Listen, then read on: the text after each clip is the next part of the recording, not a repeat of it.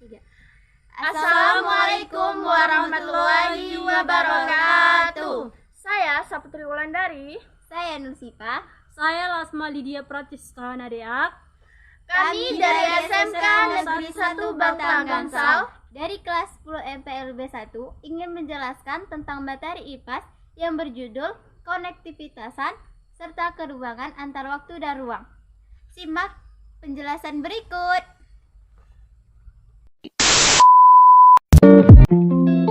Keruangan serta konektivitas antar ruang dan waktu. Apa itu konektivitas antar ruang dan waktu? Konektivitas ruang dan waktu adalah suatu kejadian akan terjadi pada waktu tertentu dan terjadi pada suatu ruang. Contoh konektivitas antar ruang dan waktu.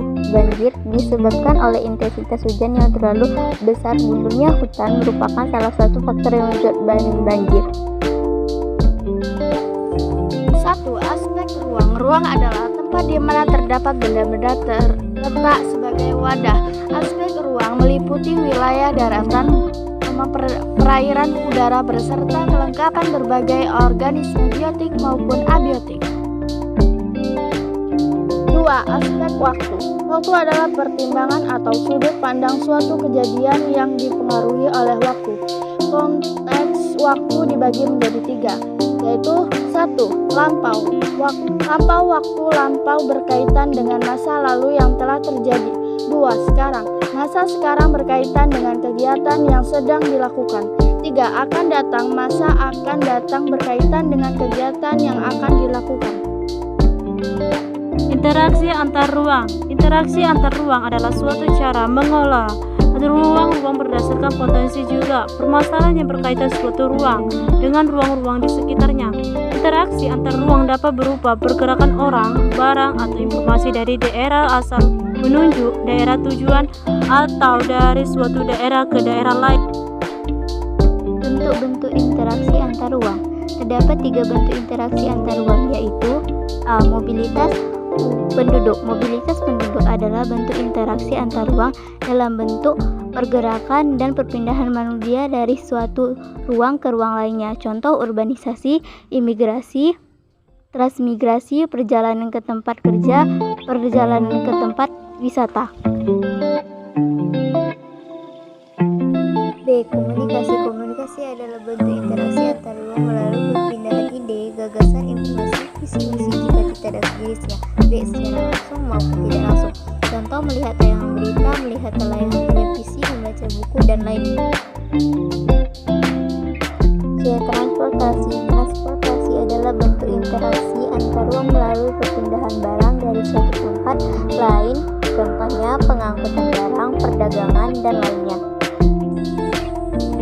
Syarat interaksi keruangan. Tiga syarat dasar yang memengaruhi terjadinya interaksi keruangan. 1. Komplementari, yaitu saling melengkapi, yaitu kondisi saling melengkapi antar wilayah dalam memenuhi kebutuhan. 2. Intervening opportunity, yaitu kesempatan antara hal-hal yang berkaitan dengan pilihan tempat yang menawarkan komoditas yang sama.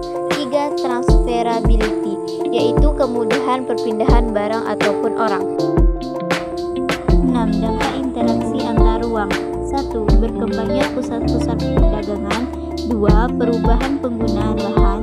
3. Perubahan orientasi mata pencaharian. 4. Perkembangannya sarana dan prasarana. 5. Perubahan komposisi penduduk. 6. Perubahan sosial. Contoh interaksi antar ruang. Wilayah pantai merupakan daerah penghasil ikan, sedangkan wilayah pegunungan merupakan daerah penghasil sayur. Untuk saling melengkapi, kedua wilayah tersebut melakukan interaksi melalui perdagangan.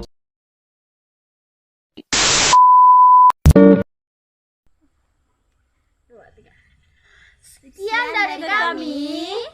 Jangan lupa like, comment, share, and subscribe. Sekian dan terima kasih. Wassalamualaikum warahmatullahi wabarakatuh.